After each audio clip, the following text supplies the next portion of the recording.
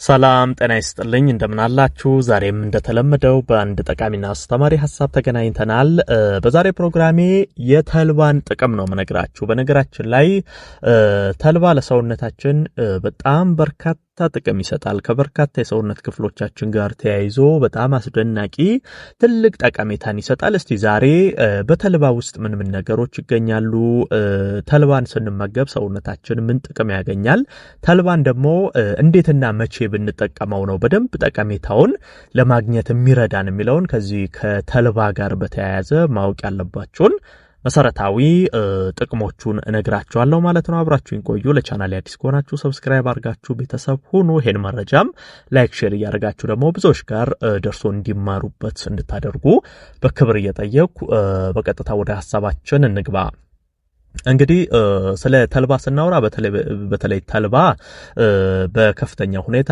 ፋይበር ኦሜጋ 3 ኦሜጋ 6 እንዳለው ይታወቃል እነዚህ ነገሮች ታዲያ ለሰውነታችን ትልቅ ጥቅምን ይሰጣናል ተልባ ስትመገቡ የምታገኙት አንደኛው ትልቁ ጠቀሜታ ከዚህ ከሆድ ድርቀት ችግር ጋር ከአንጀት ጤና ጋር በተያያዘ ነው በተለይ ከዚህ ጉዳይ ጋር ተያይዞ ብዙ የምትጠይቁኛላችሁ በተለይ ይሄ የሆድ ድርቀት ያለባችሁ የሆድ ድርቀት አለብኝ ላድርግ እንደዚህ አይነት ነገሮችን ተጠይቁኛላችሁ አንድ ጤናማ መንገድ መነግራችሁ በተለይ የሆድ ድርቀት ላለባችሁ ሰዎች ተልባን መመገብ ነው ተልባ በመተወስዱበት ጊዜ በጣም አንጀትን የማለስለስ የሆድ ድርቀትን የማስወገድ አቅሙ በጣም ከፍተኛ ነው በኦሜጋ 3 በኦሜጋ 6 በፋይበር ስለበለጸገ በተለይ ፋይበር እንደሚታወቀው ከዚህ ቀደምም ነግሬያችኋለሁ ከአንጀት ጤና ጋር ተያይዞ ፋይበር በጣም አስፈላጊ ነው አንጀታችን ውስጥ ላሉ ጤናማ ባክቴሪያዎች እንደ ምግብነትም ያገለግላል ፋይበር ከአንጀት ከሆድ ዕቃ ከዚህ ከሆድ ድርቀት ከእንደዚህ አይነት ችግሮች ጋር ተያይዞ ፋይበር ትልቅ ስራን ይሰራል ስለዚህ አንደኛ ተልባ ከሆድ ድርቀትና ከአንጀት ጤና ጋር ተያይዞ ስለሚረዳ በዚህ ነገር ውስጥ የምትቸገሩ ሰዎች ተልባን ብትጠቀሙ መልካም ነው ሌላው ተልባ በተለይ ኮሌስትሮልን ያስተካክላል ይሄ መጥፎ የኮሌስትሮል አይነት ከሰውነት ውስጥ እንዲቀንስ በማድረግ ጤናማ ኮሌስትሮል ሰውነት ላይ እንዲጨምር በማድረግ ይሄ ኮሌስትሮላችሁን ያመጣጣናል ከዚህ ቀደም እንደነገርኳችሁ በተለይ ይሄ መጥፎ የኮሌስትሮል አይነት ሰውነት ላይ በሚጨምርበት ጊዜ በተለይ የደም ቧንቧ ላይ እየተለጠፈ በሚሄድበት ጊዜ የደም ቧንቧችሁን እያጠበበ ይሄዳል ያኔ ለደም ግፊት ለስኳር ለልብ ህመም ለስትሮክ ለተለያዩ ችግሮች በቀላሉ እንድትጋለጡ የማድረግ አቅም አለው ስለዚህ እንዲህ አይነት ችግሮችን አስቀድማችሁ ልክ እንደ ተልባ ያሉ ጤናማ ነገሮችን በመመገብ ይሄን ችግር መቅረፍ ከስሩ ማስወገድ ያስፈልጋልና ተልባ ይሄ በተለይ የመጥፎ የኮሌስትሮል አይነትን ለመቀነስ ሰውነት ላይ የተስተካከለ ኮሌስትሮል እንዲኖር ትልቅ እገዛን ያደርጋል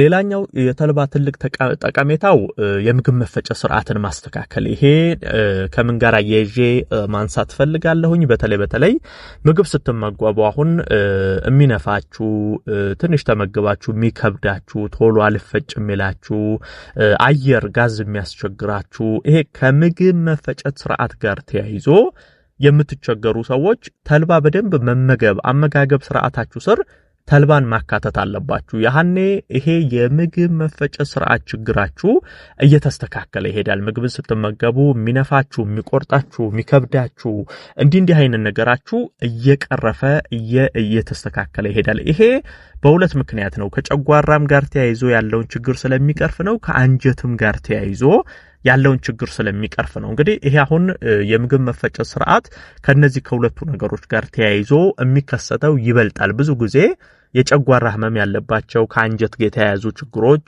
ያለባቸው ሰዎች ላይ ነው እንደዚህ አይነት ችግር ጎልቶ የሚታየው ብዙዎቻችሁ እንደውም ተልባን ከጨጓራ ህመም ጋር በተያያዘ ታውቁታላችሁ ብዙ ሰው የጨጓራ ህመም ሲነሳበት ተልባ የመውሰድ ነገሮች አሉ እውነት ነው ተልባ ከጨጓራ ህመም ጋርም ተያይዞ በጣም ጥሩ መፍትሄ ይሆናል ስለዚህ ጨጓራ ችግርን ስትቀርፉ የአንጀት ችግርን ስትቀርፉ የምግብ መፈጨት ስርዓቱም አብሮ ይስተካከላል ማለት ነው ተልባ ለዚህም ትልቅ ጠቀሜታ አለው ሌላኛው ትልቁ የተልባ ጠቀሜታ የደም ስር ችግሮችን ይከላከላል በተለይ የደም ስሮች ብግነትን የመከላከል አቅም አለው ይሄ ከደም ስሮች ጋር የተያያዘ ቅድማውን የነገርኳችሁ ኮሌስትሮል የደም ቧንቧ ላይ በሚለጠፍ ሰዓት የደም ቧንቧን ያጠባል። ይሄ ለብዙ ችግር ይዳርጋል ብያችሁ ነበር። እንደዚህ አይነት ከደም ቧንቧ ጋር የተያያዙ የኮሌስትሮል መለጠፎች ሊሆኑ ይችላሉ፣ የተለያዩ ብግነቶች ሊሆኑ ይችላሉ።